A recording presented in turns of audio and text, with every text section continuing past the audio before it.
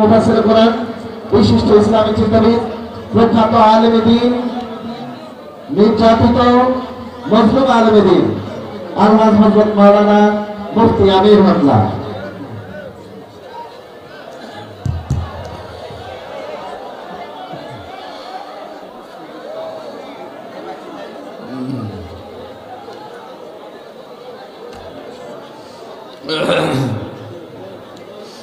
السلام عليكم ورحمة الله وبركاته.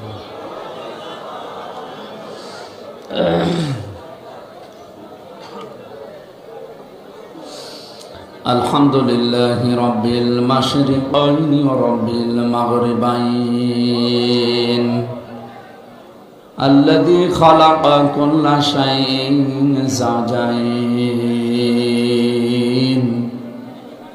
وأوجب علينا الإحسان بالوالدين ونشهد أن لا إله إلا الله وحده لا شريك له وأشهد أن محمدا عبده ورسوله سيد الكونين صلى الله عليه وعلى آله وصحابه وأتباعه أجمعين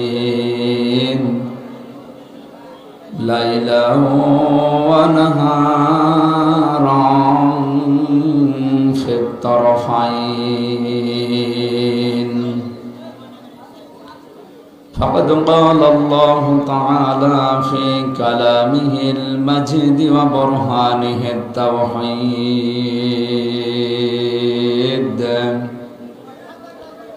জবান খুলে পড়েন আউযু বিল্লাহি মিনাশ শাইতানির রাজিম বিসমিল্লাহির রহমানির রহিম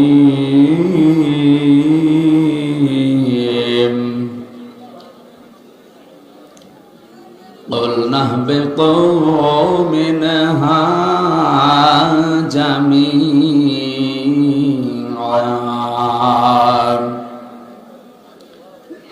فَإِمَّا يَأْتِيَنَّكُم مِّنِّي هُدًى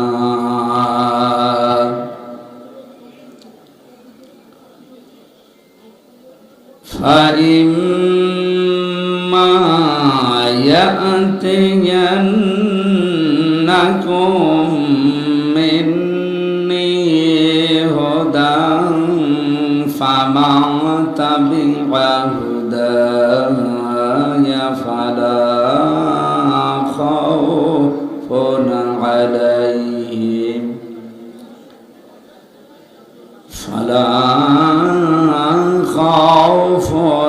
عليهم ولا هم يحزنون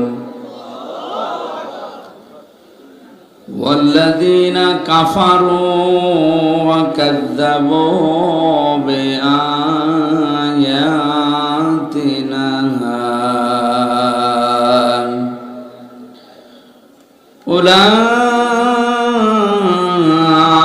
أولئك أصحاب النار هم فيها خالدون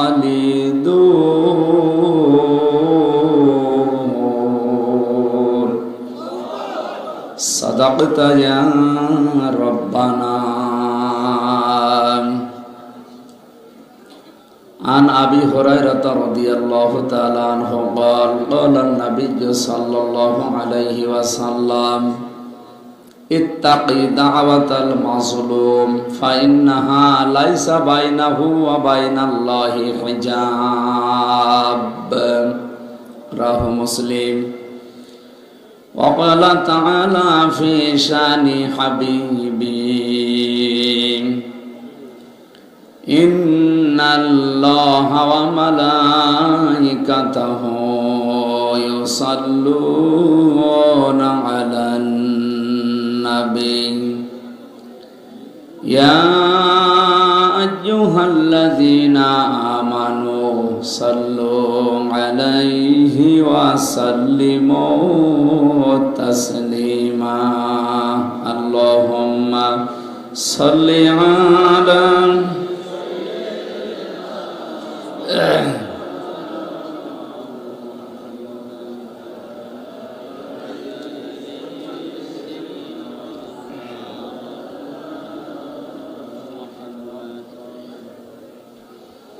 দাও খোদা দাও আমায় আবার ওমার দারাজ দিল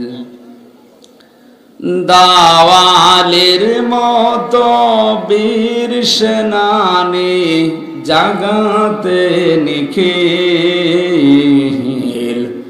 দাও খোদা দাও আমায় আবার ওমার দারাজ দিল হামজাকে দাও ঘরে ঘরে জীবন দিতে অকাতরে হামজাকে দাও ঘরে ঘরে জীবন দিতে অকাতরে আবার কাবা ভাঙতে এলে পাঠাওয়া বাবিল দাও খোদা দাও আমায় আবার আমার দারাজ দিল আলহামদুলিল্লাহ।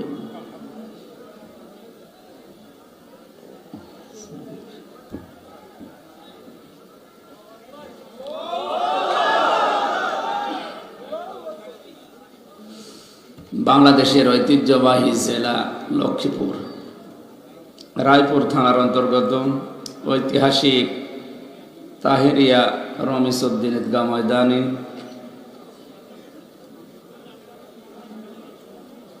আওলাদে রাসূল সাল্লাল্লাহু আলাইহি ওয়াসাল্লাম হযরতুল আল্লামা সাইয়্যিদ তাহের আহমদ জাবেরি আল মাদানী সাহেব কেবলা আজিমুস শান ইসালে সওয়াব মাহফিলের স্বনামধন্য সভাপতি কিছু লাগবে না, কিছুই লাগবে না। মাহফিলের প্রধান অতিথি, বিশেষ অতিথিবৃন্দ, 3 দিন ব্যাপী অনুষ্ঠানে যে সমস্ত আলেমরা কোরআন এবং হাদিস থেকে আলোচনা করেছেন, রাফা'না লাকা যিকরাক, আলেমদের মর্যাদা কামনা করছে আল্লাহ যেন দুনিয়া আখিরাতে বাড়িয়ে দেন। মঞ্চে বসা সম্মানিত ব্যক্তিবর্গ, সামনে বসা মুসলমান ভাইরা, পর্দার আড়ালের সম্মানিতা মা এবং বোনেরা, প্রশাসনের ভাইরা, প্রাণপ্রিয় লক্ষ্মীপুরবাসী,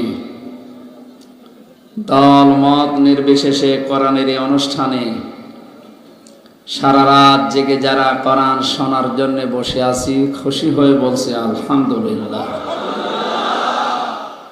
এখান থেকে একটা মেসেজ এদেশের রাম আর বামদের আমরা দিতে চাই যে জাতি কোরআনে কারীম শোনার জন্যে, শুধুমাত্র শোনার জন্যে সারা রাত জেগে এভাবে খেয়ে না খেয়ে বসে থাকতে পারে, সেই জাতির কাছ থেকে কোরআন ছিনিয়ে নেওয়া সম্ভব না। শিক্ষা ব্যবস্থার মাধ্যমে কিছু মানুষ আল্লাহর কোরআনের নিয়ম নীতি তুলে দিয়ে এমন এমন কিছু লাগিয়েছে, এটা যদি সত্যিই বাস্তবে রূপ নেয়, আমার ধারণা অনুযায়ী বলছি, আগামীতে এ দেশ জারজে ভরে যাবে। ক্লাস 7-এর একটা বইয়ের পৃষ্ঠা পড়লাম, শরীফ থেকে শরীফা। একটা ছেলে সকালে শরীফ আছে, বিকালে বলছে আমি শরীফা। এটা যদি রাষ্ট্রীয়ভাবে কায়েম করতে পারে, মহিলা হোস্টেলে তাকে সিট দেওয়া লাগবে। ও যতই শরীফা নামে দাবি করুক, জিনিস তো আছে শরীফ। যে হোস্টেলে আপনার মেয়ে আছে, আপনার বোন আছে, কথা বলে না কেন? এ বেটা শরীফা যাই হোক, এ শরীফ যদি ওই জায়গায় সিট নিয়ে থাকে, এখানে কি পরবর্তী প্রজন্ম যেগুলো আসবে ঠিক থাকবে? আমি নিচে আর নামলাম না। এই জন্যই আমরা বিরোধিতা করছি। আশা করছি যারা দায়িত্বে আছে তাদের সভাপতির উদয় হবে। কোরআন এ দেশ থেকে বিদায় করা সম্ভব নয়। আল্লাহ রাব্বুল আলামিন বলেন, ইন্না নাহনু নাযালনা যিকরা ওয়া ইন্না লাহু লাহাফিজুন। এই কোরআন নাযিল করেছি আমি আল্লাহ, এর হেফাজতের যতটুকু দায়িত্ব পুরাটাই আমি আল্লাহর হাতে আমি নিয়েছি। লক্ষ্মীপুরবাসী, এ কোরআনে কারিমের মালিক আমরা না, এই জমিনেরও মালিক আমরা না, এই কোরআনের মালিক আমাদের আল্লাহ, জমিনের মালিকও আল্লাহ। এই জমিনে আমরা যারা আছি মুসলিম পরিচয় দেই, ইব্রাহিম আলাইহিস সালামের সন্তান দাবি করি, মুহাম্মদ রাসূলুল্লাহর উম্মত যারা আমরা দাবি করি, তারা এই কোরআনের খাদেম। এই একমত আছেন না এ শব্দে? আমরা কেউ কি বলি যে আমরা কোরআনের মালিক? না, আমরা কোরআনের খাদেম। বিভিন্ন ভাষায় এই শব্দটা বলা হয় যে আমরা চাকর, আমরা কামলা, জন, মনীষ, লেবার যাই বলেন। একজন মানুষ মনে করেন কামলা নিয়েছে 6 জন, দায়িত্ব দিয়েছে যে 1 বিঘা জমি তোমরা সারাদিন ধান লাগাও, বিকাল 5টার সময় তোমাদের বেতন দেওয়া হবে। সারাদিন আমরা কষ্ট করে লাগালাম, বিকাল 5টা বাজার 10 মিনিট আগে 4-5 জন মস্তান এসে বলছে, না এ ধান আর লাগানো যাবে না, যেগুলো লাগিয়েছিলাম আরো তুলে ফেলতেছে। অন্তত আমরা কামলা যারা আছি, বিবেক যদি আমাদের থাকে, মনুষ্যত্ব থাকে, আমাদের যদি মাথায় মগজ থাকে, শরীরের শক্তি যাই থাকুক না কেন, বলা লাগবে ভাই মাস্তান আর একটু পরে কাজগুলো করেন, আর 10 মিনিট পরে আমার কাজ শেষ হয়ে যাবে। এরপরে মালিক আমাদেরকে বেতন দিয়ে দেবে। এ বেতন দিয়ে আমার শরীর, আমার সংসার, আমার পরিবার চলবে। এ ধানগুলো যদি আপনি এখনই তুলে ফেলেন, তাহলে মালিক আমাদের বেতন দেবে না। কারণ এই জমিনের মালিকও আমরা না, এ ধানের মালিকও আমরা না, আমরা শুধু কামলা। আমরা কি? এরপরেও যদি মাস্তানরা বলে না এ জমিনের ধান সব তুলে ফেলবো, আমার মনে হয় আমরা যারা কামলা আছি জীবন দিয়ে হলেও তাদেরকে 10 মিনিট পর্যন্ত বাধা দিয়ে রাখা লাগবে। কারণ বিকাল 5টা না বাজলে মালিক আমাদের বেতন দেবে না। বেতন না পেলে আমাদের সংসার, আমাদের শরীর চলবে না। এটা যেভাবে বুঝলেন, বিকাল 5টা মানে জীবনের শেষ দিন। 5টা মানে বেতন মানে আমাদের জান্নাত। এ জমিনে কোরআনে কারিমের খাদেম যেহেতু আমরা, যতদিন অন্তত জীবনের শেষ দিন না আসে, এর মাঝে যদি কেউ কোরআনে কারিমের গায়ে হাত দেয়, তুলে ফেলতে চায়, অবশ্যই তাকে যে কোনো কায়দায় বাধা দেওয়া লাগবে। এ বাধা দিতে গিয়ে যদি মারামারি হয়, বলেন বলেন, যদি রক্তপাত হয়, যদি মেরে ফেলা লাগে, আমরা কিন্তু এরকম চাই।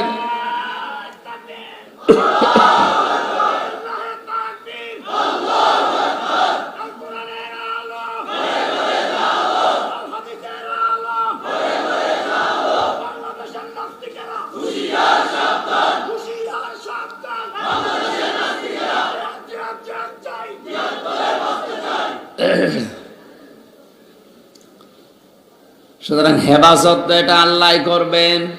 আমরা যেহেতু কামলার দায়িত্বে আছি, খাদেম হিসাবে আছি, যতদিন জীবনের শেষ দিন না আসে অবশ্যই আমরা পাহারা দিয়ে রাখবো ইনশাআল্লাহ। এই কোরআন শোনার জন্য যারা রাত জেগে সারা রাত পর্যন্ত বসে আছে, মাজলিস ফিকহিন খায়রুম মিন ইবাদাতি সিত্তিনা সানা। নবীজি বলেন দিন শিক্ষার জন্য 1 ঘন্টা যদি কেউ ব্যয় করে 60 বছর নফল ইবাদতের চাইতেও বেশি সওয়াব পাওয়া যায়। তিরমিজি শরীফের হাদিস, বিশ্ব নবী মসজিদে নববীতে প্রবেশ করলেন, ডান দিকে তাকিয়ে দেখলেন কিছু মানুষ আল্লাহর কোরআন নিয়ে ব্যস্ত আছে, বাম দিকে তাকিয়ে দেখলেন কিছু মানুষ আল্লাহর জিকিরে লিপ্ত আছে।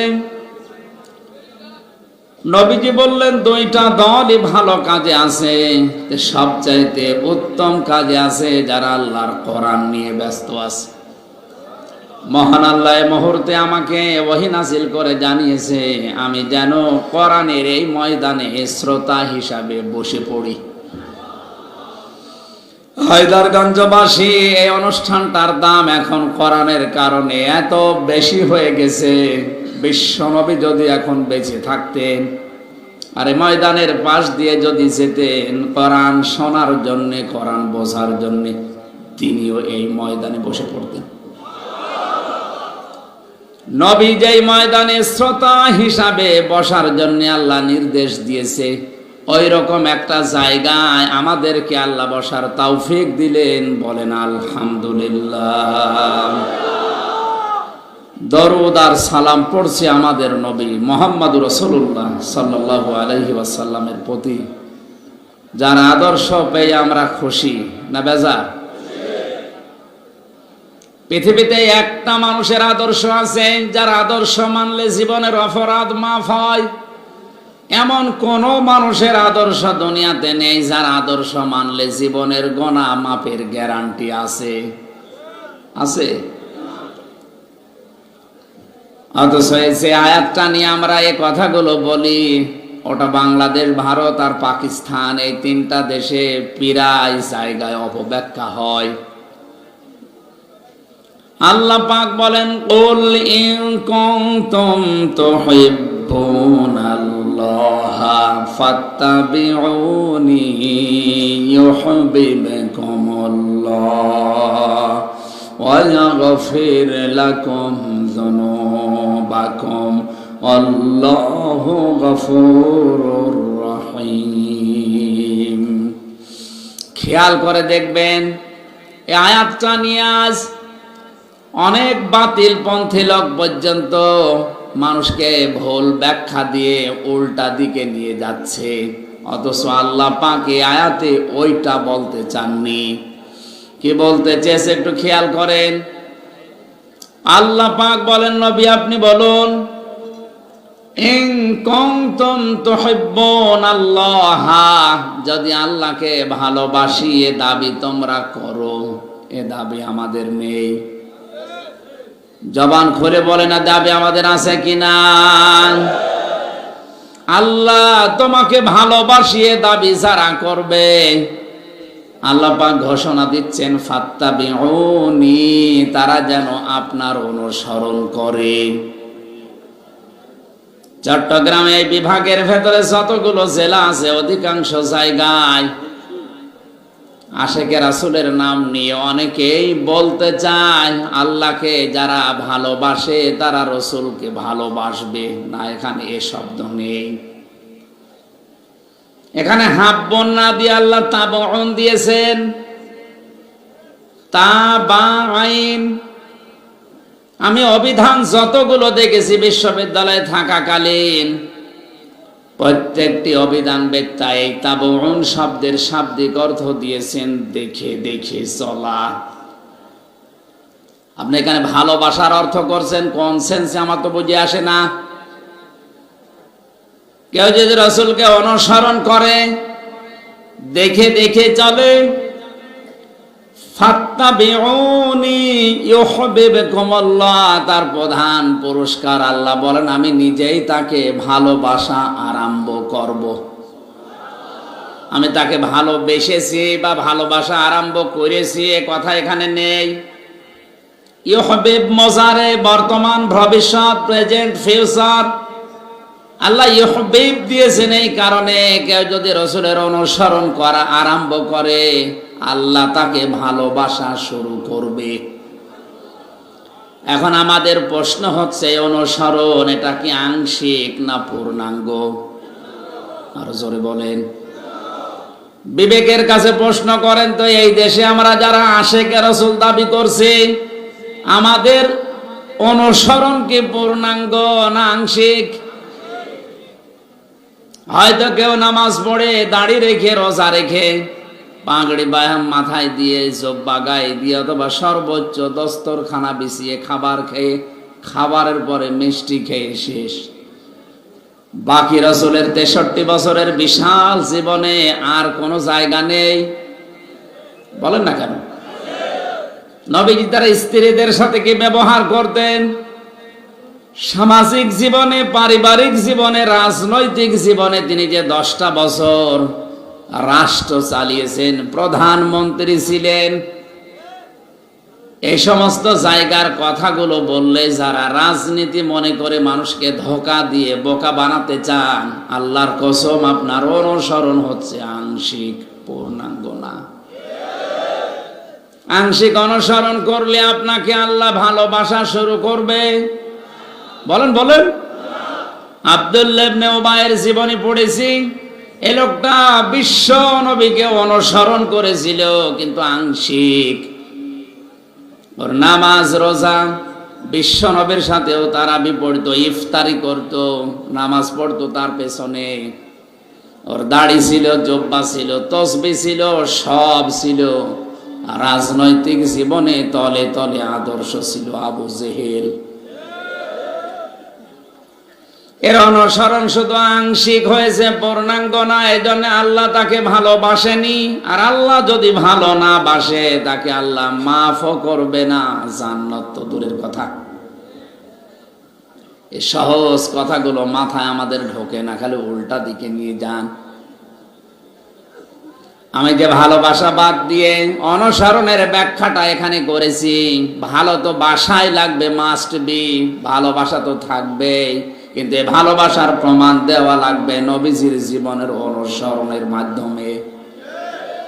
এই কথাটাই মিডিয়ারা দেখবেন কালকে কাটছাট করে নরে বাংলা, ইংরেজি বাংলা এদের কাছে পাঠিয়ে দেবে, আর এরা বলবে আমির হামজা রাসূলের ভালোবাসার বিরুদ্ধে। কি ভালোবাসা ওনাদের! বিশ্বনবীর আদর্শের কথা, ভালোবাসার কথা বলতে গিয়ে এই 3টা বছর আমার জীবন থেকে হারিয়ে গেল। আর ওদের জীবনের 1 মিনিটও নষ্ট হয় না। ওরা বলে আশিকে রাসূল।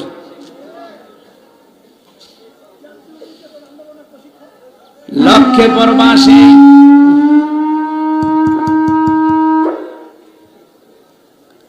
আমি শব্দ কি ডিস্টার্ব করে কেন? শব্দটা বোঝানোর জন্য যে বিষয়টা নিয়ে এসেছিলাম, আমি আয়াত পড়ার পরে, ব্যাখ্যা পড়ার পরে আমার যতটুকু বিশ্বাস, এই বাংলাদেশে অনেক পীর, অনেক আলেম, অনেক মুসলমান আংশিক অনুসরণ করার কারণে আল্লাহর ভালোবাসা এখনো পাওয়া আরম্ভ করেনি। এর ভেতরে আমরা নেই। আসতে বলেন। এই জন্য আমাদের অনুসরণ করা লাগবে আংশিক না পূর্ণাঙ্গ? হাদিসের দিকে তাকালে দেখি নবীজির 2 জন চাচাকে আল্লাহ জান্নাতি বলে ঘোষণা দিয়ে দিয়েছেন। রাদিয়াল্লাহু আনহুম ওয়া রাদুআন। যে 2 জন চাচার ব্যাপারে এই আয়াতটা, যারা এই আয়াতের ভেতরে শামিল তারা হচ্ছে হযরতে আব্বাস, হযরতে হামজা রাদিয়াল্লাহু তাআলা আনহু। তাদের জীবনে রাসূলের ভালোবাসাও ছিল, অনুসরণও ছিল। কথা বলেন না কেন? সিস্টেম অপর পৃষ্ঠায় দেখুন, আরো 2 জন চাচার কথা আমরা জানি, আবু তালেব আর আবু লাহাব। এই 2 জন আপন চাচা, কিন্তু এরা শুধু ভালোবাসা দিয়ে শেষ করে দিয়েছে, অনুসরণ করে নাই। আপনার কি বিবেকে এখনো নাড়া দেয় না? নবীর আপন চাচা দুইজন জান্নাতি, দুইজন জাহান্নামী, শুধু ভালোবাসা দিয়ে অনুসরণ না করে জাহান্নামী, আরে দুইজন ভালোবাসার পাশাপাশি অনুসরণ করে জান্নাতি। এজন্য আমাদেরকে যদি আল্লাহ ভালোবাসা এখন আরম্ভ করতে চায়, আমাদের জীবনে রাসূলের অনুসরণ লাগবে আংশিক না পূর্ণাঙ্গ? আরো জোরে। পূর্ণাঙ্গ অনুসরণ করতে হলে আমার মনে হয় বিশ্বনবী যে 3 বছর জেলখানায় ছিলেন, আমাদেরও কিছুদিন থাকা দরকার। এই জায়গায় আমি নেই। ওয়াগফির লাকুম যুনুবাকুম আল্লাহু গফুরুর রহিম। আল্লাহ পাক বলেন, কোন মানুষকে যদি আমি আল্লাহ ভালোবাসা আরম্ভ করি, ওর জীবনের যত অপরাধ আমি মাফ করে দিচ্ছি, দেব। জামবন দেননি জনব বহু বছর, ওর একটা গোনা জীবনে আর বাকি থাকবে না। এক ফের এটাও মোসারে সব মাফ করে দিচ্ছি, এমনকি সামনেও দেব। কারণ এর পরে 2টা গুরুত্বপূর্ণ নাম আল্লাহ দিয়েছেন, আল্লাহু গফুরুর রহিম।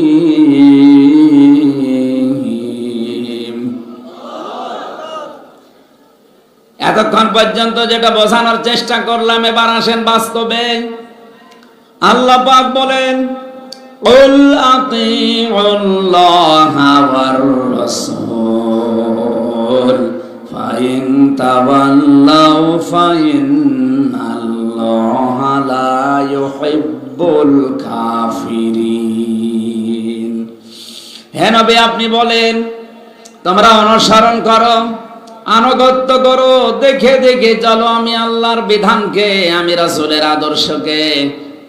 এতটুকুই শেষ না, এ কথা শোনার পরে এই যে অনুসরণের সিস্টেম বললাম, আংশিক না পূর্ণাঙ্গ, এ কথা শোনার পরে যেভাবে দরকার ওইভাবে অনুসরণ না করে কেউ যদি মুখ ফিরিয়ে নেয়, অবশ্যই আমি আল্লাহ কাফেরদেরকে ভালোবাসছি না, বাসবো না।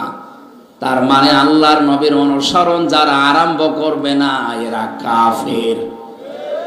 বলেন বলেন। আর কাফেরদেরকে আল্লাহ ভালোবাসছে না, বাসবেও না, ইউহিব্বু এটাও মোসারে। তাহলে এমন মানুষের অনুসরণ করার কথা এতক্ষণ পর্যন্ত শুনছি, যে মানুষের অনুসরণ করলে জীবনের গুনাহ আল্লাহ সব মাফ করে দেয়। এখন থেকে আমাদের অনুসরণ আংশিক আর না, জীবন যতদিন আছে আমরা পূর্ণাঙ্গ করব ইনশাআল্লাহ। আমার আজকের আলোচনার বিষয়, একটা কাজে জান্নাতি। কয়টা? জেলখানায় যাবার আগে একটা ঘটনা ঘটেছিল, 21 সালের দিকে কুষ্টিয়ায় এক লোক আমারে বলছে, হুজুর যত কথা বলেন 1.5 ঘন্টা 2 ঘন্টা ধরে এত মনে রাখা যায় না, এমন একটা শর্টকাট কথা বলেন, একটা কথা বলবেন যেন একটা কথা মানলেই জান্নাতে যেতে পারি, সেই ব্যবস্থা করে দিন। চিন্তা করলাম, আবার কোন প্রশ্ন? একটা কথা বলা লাগবে, ওই একটা কথা মেনে জান্নাতে যেতে চাই। কোরআন শরীফ খুঁজতে লাগলাম, খুঁজতে খুঁজতে আজটা আমার চোখে ধরা পড়েছে। আল্লাহ পাক জানিয়েছে এখানে যে কথাগুলো এখন বলবো, এই একটা কথা যদি কেউ মেনে নিতে পারে সে জান্নাতি। বলেন সুবহানাল্লাহ। জবান খুলে গভীর রজনীতে কোরআনের সোনালী আয়াত একবার পড়েন, আউযু বিল্লাহি মিনাশ শাইতানির রাজিম, বিসমিল্লাহির রহমানির রহিম, কুল নাহবিতু মিনহা জামিআন ফাইম্মা ইয়াতিয়ান্নাকুম মিন্নি হুদা ফামান তাবিআ হুদায়া ফালা খাউফুন আলাইহিম ওয়ালা হুম ইয়াহজানুন।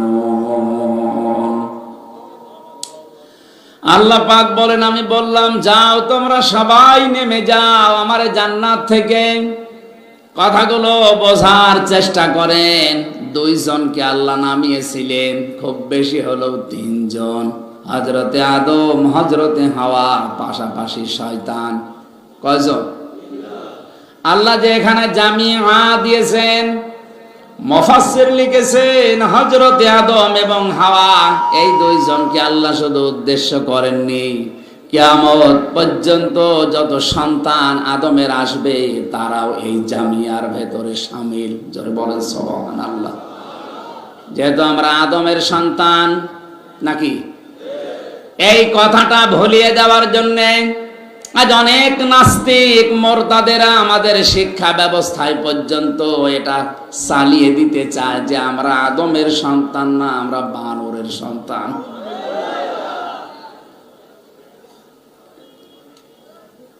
যে লোকটা নবী সুলাইমানকে নিয়ে গালি দেয়, হযরতে সুলাইমান নবী আলাইহিস সালামকে নিয়ে উল্টা পাল্টা বই লিখতে পারে, তার দেওয়া ফর্মুলা অনুযায়ী শিক্ষা ব্যবস্থায় কোনো কিছু ঢুকিয়ে দিলে দেশের ৯৬% মানুষ মেনে নেবে না।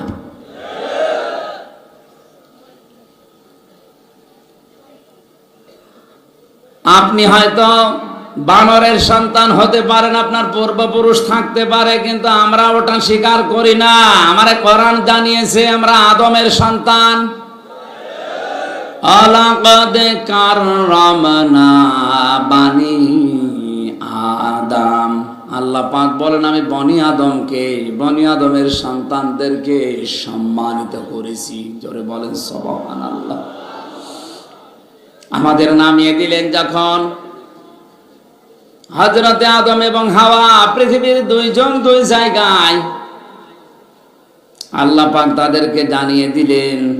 আফসোস করা, দুঃখ করা, হয়তো হতাশা, এগুলো ঘিরে ধরেছে তোমাদেরকে, কোনো অসুবিধা নেই। ফাইম্মা ইয়াতিয়ান্নাকুম মিন্নি হুদা, আমার পক্ষ থেকে যুগে যুগে হেদায়েত যাবে, পথ নির্দেশিকা যাবে।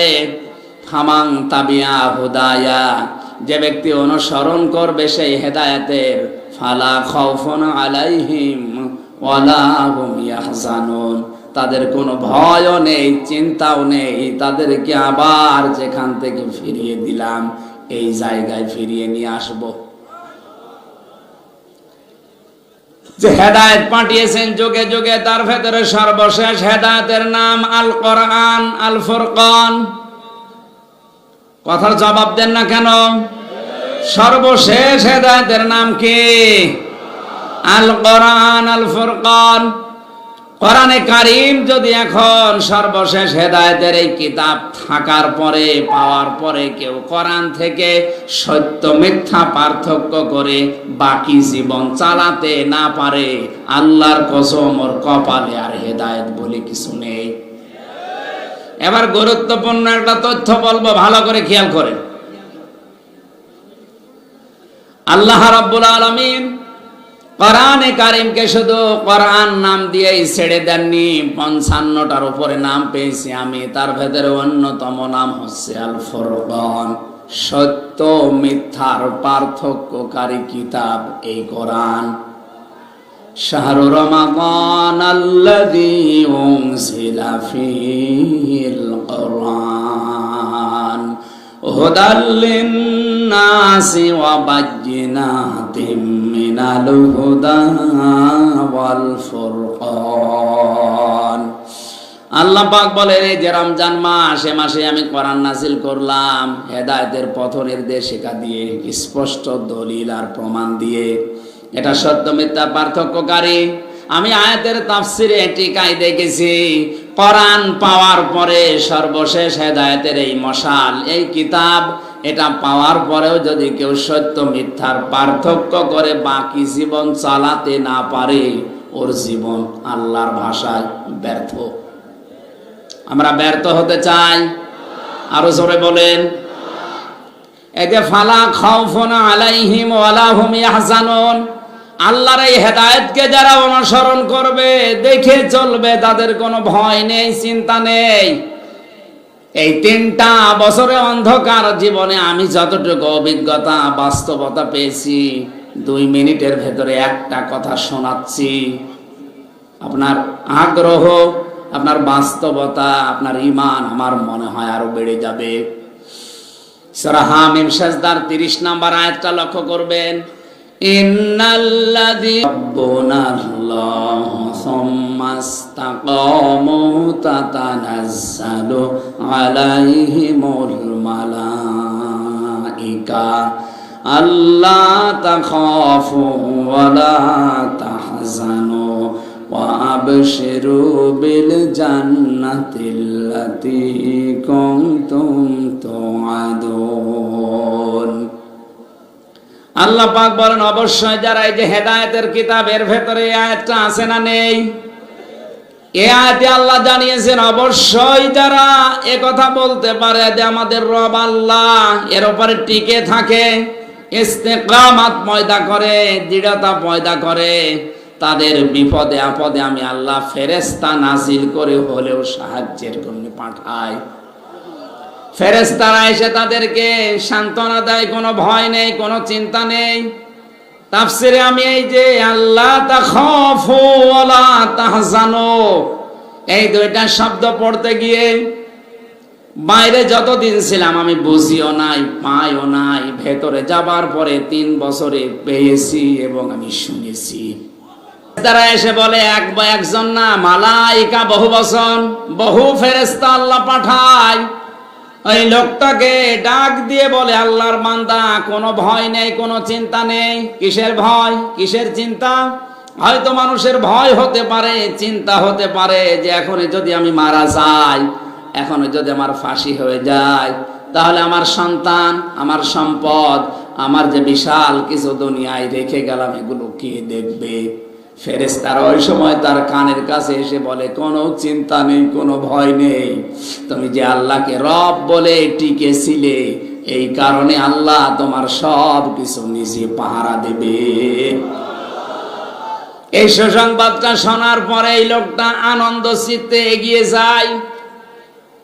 মীর কাশেম আলী রহমাতুল্লাহ আলাইহি, এই লোকটাকে যেদিন ফাঁসি দেওয়া হয়, তাকে যে পাহারা দিচ্ছিল, কারারক্ষীর নাম তোরাব আলী। আমি জেলে যাওয়ার 7 দিন পরে উনি আমাকে ডাক দিয়ে বলছিলেন, হুজুর, রাত 10টা 1 মিনিটে ফাঁসি হবে। মাগরিবের নামাজ আদায় করে গিয়ে বললাম, স্যার, আপনার আর 3 ঘন্টা পরে ফাঁসি। আপনি, উনি আমারে হাসি মুখ দিয়ে বলছে, তোরা ভাই, এখনো 3 ঘন্টা, আমি 2 ঘন্টা ঘুমিয়ে নেই, 1 ঘন্টা আগে আপনি আমারে ডেকে দিয়ে। কারারক্ষী আমাদের পাহারা দিতে গিয়ে কাঁদছিল যে, হুজুর, আমি আশ্চর্য হয়ে গেছি যে 3 ঘন্টা পরে যে লোকটার ফাঁসি, সে লোকটা বলছে আমি 2 ঘন্টা ঘুমাই, আপনি 1 ঘন্টা আগে আমারে ডেকে দিয়েন। ওর ঘুম আসে কি করে? ঠিক দেখলাম ঘুমিয়ে গেল। 2 ঘন্টা পরে আমি ডাকলাম, ঘুম থেকে উঠে গোসল করে, ওযু করে, এশার নামাজ শেষ করে 2 রাকাত নামাজ নফল পড়ে আমারে বলছে, এবার চলেন। অথচ তার সন্তানটা ব্যারিস্টার, গুম হয়ে আছে বাংলাদেশে, তার ভেতরে সে একজন। কথা বলেন না কেন? কর্মসংস্থান তৈরি করেছে, তার মাথা ছিল না, এটা ছিল একটা ম্যাগনেট। এই লোকটার জীবন মাত্র আর 1টা ঘন্টা বাকি আছে, এর ভেতরে তার ঘুম আসলো কি করে? ও তো আশ্চর্য হয়ে গেছে, ঘুম তো আসার কথা না, আমিও বুঝি নাই। এই 3 বছর শেষ হওয়ার পরে আমার এখন বুঝে এসেছে, ঘুম এমনি আসে নাই। যারা আল্লাহকে রব বলে সত্যি টিকে থাকতে পারে, আমার আল্লাহ যে ফেরেশতাদেরকে পাঠিয়ে থাকে, আল্লাহ তাখাফু ওয়া লা তাহজানু, এটা শোনায়, এটা আমি বাস্তব দেখে এসেছি।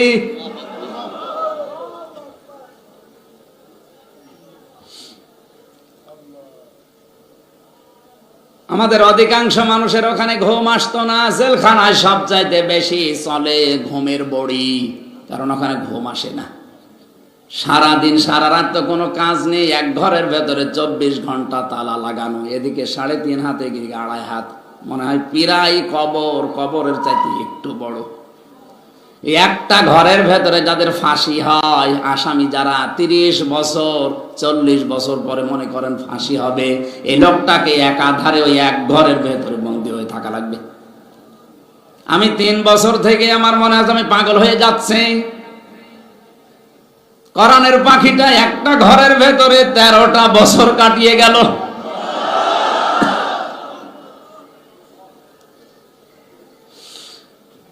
লক্ষ্যে পরবাসে কোরআনে কারিমের আয়াত অনুযায়ী আমি বলছি, ওয়াবশিরু বিল জান্নাতিল লাতী কুনতুম তুআদুন। ফেরেশতারা তাদেরকে শুনিয়ে থাকে, আল্লাহর বান্দা ভয় পেও না, চিন্তা করো না। কিসের ভয় করো? সন্তানের জন্যে। তোমার সন্তান গুম হয়েছে তাতে কি? তোমার লক্ষ লক্ষ মানুষেরা কাজ করে প্রতিষ্ঠানে তাতে কি? তুমি বিদায় নাও, মহান আল্লাহ এগুলো সব পাহারাদার হয়ে যাবে। এই কারণেই মনে হয় তার 2 ঘন্টা ঘুম হয়েছে, নয়তো ঘুম আসার কথা না।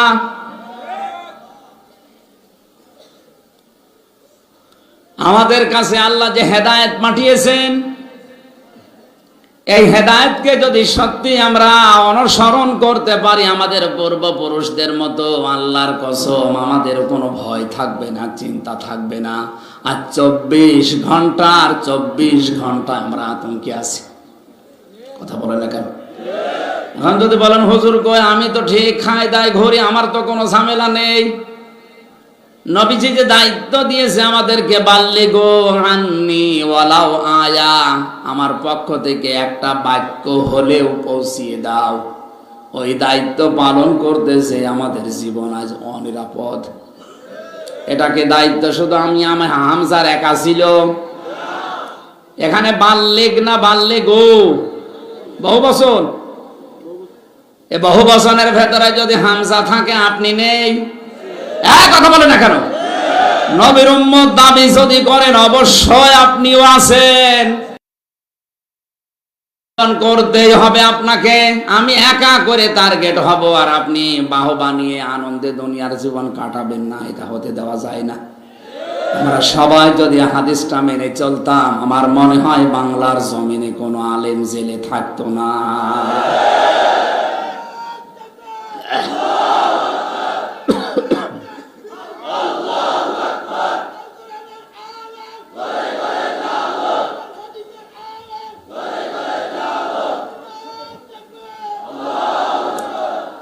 আল্লাহ রাব্বুল আলামিন বলেন, পাঠিয়ে দিয়েছি হযরত আদম আলাইহিস সালামকে দুনিয়াতে।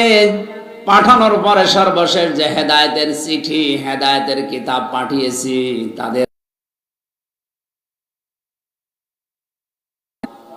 আল্লাযীনা আতাইনাহুমুল কিতাবা হাক্কা তিলাওয়াতি উলাইকা ইউমিনুনা বিহি ওয়া মা ইয়াকফুর উলাইকা হুমুল কাফিরুন না ফাসিকুন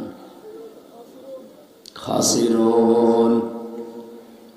আমি আল্লাহ যাদেরকে এই কিতাবটা দিয়েছি তারা এর হক আদায় করে তেলাওয়াত করেন। আমি তাফসিরের ভেতরে হক আদায় করে তেলাওয়াত করার 4টা অর্থ পেয়েছি। 1 নম্বরে শুদ্ধ করে পড়া, 2 নম্বরে এটা বোঝা, 3 নম্বরে যে জ্ঞান পাবেন ওটার উপরে বাস্তব জীবনে কাজ করা, 4 নম্বরে ওই জ্ঞানটা মানুষের কাছে ছড়িয়ে দেওয়া।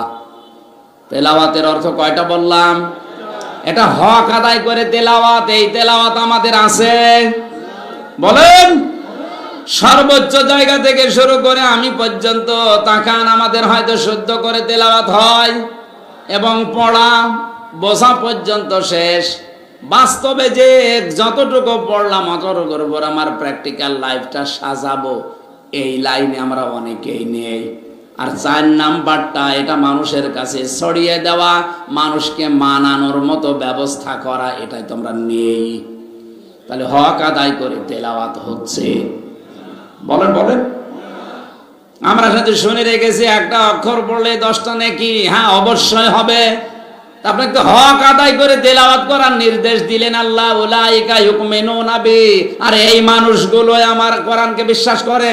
তাহলে হক আদায় করে যাদের তেলাওয়াত হচ্ছে না, ওরা কোরআন বিশ্বাস করে না। আমাই ইয়াকফুর বিহি, যে ব্যক্তি হক আদায় করে পড়ে না, সে যেন কোরআন অস্বীকার করে। ফাউলাইকা হুমুল খাসিরুন, তাদের জীবন হবে ক্ষতিগ্রস্ত। জোরে বলেন নাউজুবিল্লাহ। এই আয়াতটা কোরআনে ভয়ঙ্কর আয়াত একটা। বিশেষ করে যারা কোরআন পড়ে, বোঝে, আমল করে, কিন্তু মানুষকে মানানোর ব্যবস্থা করার লাইনে নেই। আমিও তো কোরআন পড়লে আমার অসুবিধা হতো না, কোরআন বুঝলে আমার অসুবিধা নেই। কোরআন যতটুকু পড়ি, যতটুকু বুঝি, ওর উপরে যদি আমি টোটাফাটা কাজ করতাম, আমার ঝামেলা নেই। যে আমি বলি না এটা আমি মানুষকে মানাবো, তখনই আমার সমস্যা হয়ে দাঁড়ায়। আল্লামা শফি সারা জীবন কোরআন পড়েছে, পড়িয়েছে, বুঝেছে, বুঝিয়েছে, নিজে আমলও করেছে টুকটাক, অসুবিধা ছিল না। যেই কোরআনের পক্ষে অবস্থান নিয়ে নবীজিকে গালি দেওয়া, এটা কোরআনের পক্ষে না বিপক্ষে? সূরা তাওবার 61 নম্বর আয়াতে আছে, ওয়াল্লাযীনা ইউযুনা রাসূলাল্লাহি লাহুম আযাবুন আলীম। নিশ্চয় আল্লাযীনা, আর যারা ইউযুনা, এটা মুজারে, বর্তমান, ভবিষ্যৎ, প্রেজেন্ট, ফিউচার। নবীজিকে কষ্ট যারা দিচ্ছে, দেবে, তাদের জন্য যন্ত্রণাদায়ক শাস্তি রেডি করছে কে? এই বাস্তবতা উপলব্ধি করে যখন, কত বছর বয়সে মারা গেল উনি? 100-র উপরে না? জীবন তার কোনোদিন আমরা নাম শুনি না, সমস্যাও ছিল না। সে যখন এই 4 নাম্বারটা গালি দেয়, এটা আমি মানি না, মানবো না, মানতেও দেব না, তখনই তার নাম পর্যন্ত হয়ে গেছে তেতুল হুজুর। ওনারে এখন সারা দুনিয়ায় আল্লামা আহমেদ শফির চাইতে তেতুল হুজুর বললে বেশি চেনে। এ নামটা দিল কে? যে মাথা থেকে এ নামটা এসেছে, তাকান, এটা ছোটখাটো মাথা না।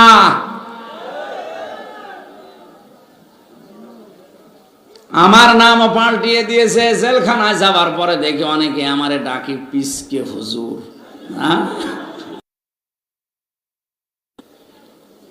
আপনারা হয়তো দেখেছেন আমার ওই ছোট মেয়েটা, আমি 1 বছর রেখে গিয়েছিলাম জেলে, এখন ওর 4 বছর। জামিন হওয়ার কিছুদিন আগে কারাগারের যে পিজন ভ্যান আছে, ওটা ধরে মনে হয় ঝুলিয়েছিল।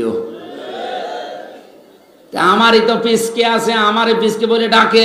আমার এখন আমি রামজান নাম পাল্টিয়ে গেছি। আমি তো কোরআনের হক আদায় করে তেলাওয়াত করতে চাই, কারণ আমাকে যেখান থেকে আসা, ওই জায়গায় আবার ফেরত যাওয়া লাগবে। আর কাজে একটাই কাজ। কয়টা? একটা কাজই আমারে করা। আর আপনি হার হিসাবে মিলান, এই দেশের 100 জনের 95 জন মানুষ আল্লাহর এই চিঠি, এই কোরআন শরীফ পড়তে পারে না। এই মাদ্রাসা যারা কায়েম করেছে, এখানে এই কোরআন এখানে পড়ানো হয় না। আরো জোরে বলেন।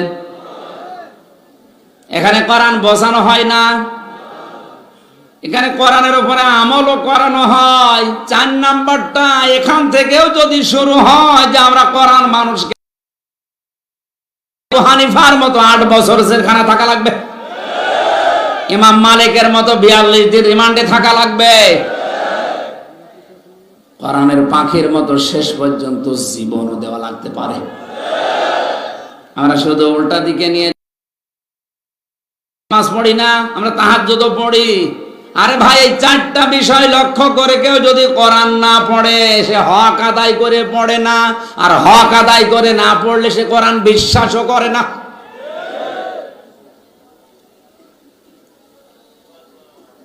যে মানুষগুলো দুনিয়াতে কোরআনে কারি নিয়েছে, এই হক আদায় করার মাধ্যমে এদের পুরস্কার দান করবেন বলে নবীকে ঘোষণা দিয়েছেন। আমান আমিলা বিহি উজরা, কোরআন দিয়ে যারা আমল করে এদের পুরস্কার আল্লাহ নিজের হাতে দান করবেন। জোরে বলেন সুবহানাল্লাহ। আমল করেন, ফাজাইলে আমল দেখে যদি আমল করেন, গুলো আছে যদি পড়েন, আপনার কিয়ামতের ময়দানে আপনাকে আল্লাহ পুরস্কার দেবে ফেরেশতাদের দিয়ে, নবীদের দিয়ে, রাসূলদের দিয়ে। কোরআনের আমল যদি কেউ করে, মহান আল্লাহ নিজের হাতে তাকে পুরস্কার দান করবে। ফ্যাক্টরিতে কাজ করছেন, যদি ঘোষণা দেওয়া হয় আজকের বেতন দেবে ম্যানেজার, আমরা অনেকেই খুশি হব না। যদি ঘোষণা দেওয়া হয় আজকে মালিক নিজে এসে মন মতো বেতন দেবে, অনেকের ভেসরে খুশির জোয়ার বইবে। তারপরও দুনিয়ার প্রতিটি মালিকের একটা সীমাবদ্ধতা আছে। হাদিসের এই ভাষাটা অমানা আমিলা বিহি উজিরা, যারা কোরআন দিয়ে আমল করবে এদের পুরস্কার আল্লাহ